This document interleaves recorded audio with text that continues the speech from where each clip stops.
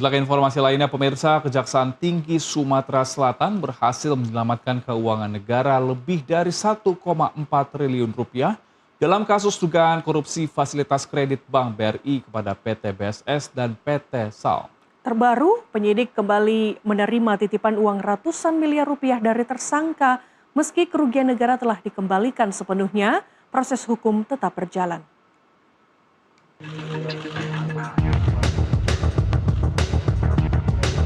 Tumpukan uang senilai ratusan miliar rupiah dipamerkan Kejaksaan Tinggi Sumatera Selatan di Palembang.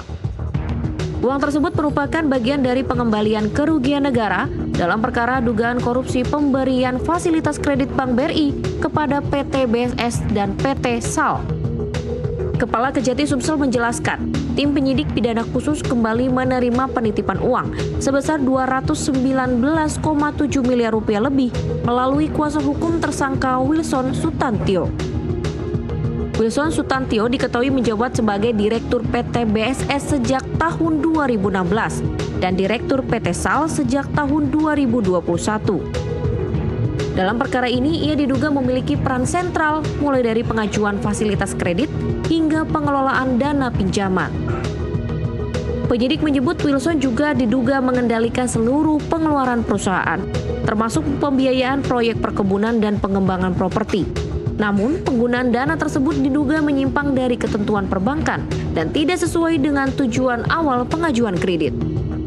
Penerimaan uang ini menjadi penyitaan keempat yang dilakukan penyidik untuk kepentingan pembuktian sekaligus pemulihan kerugian negara. Yang terkait dengan pemberian fasilitas kredit dari salah satu bank pemerintah yaitu BRI kepada PT BSS dan PT SAL.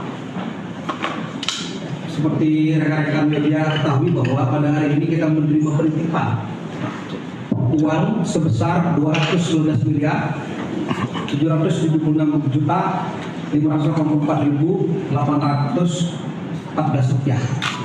Uang ini dititip oleh keluarga dan penasihat hukum terdakwa saudara WS yang berstatus sebagai terdakwa juga dalam proses persidangan.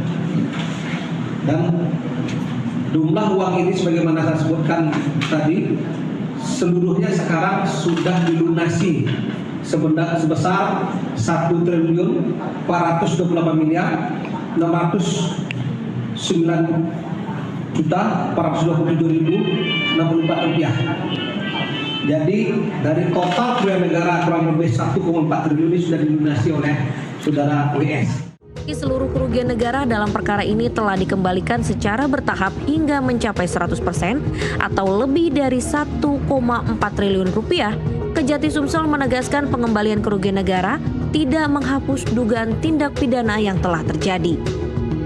Penyidikan dan proses hukum terhadap para pihak yang bertanggung jawab akan tetap dilanjutkan hingga tuntas sesuai ketentuan perundang-undangan.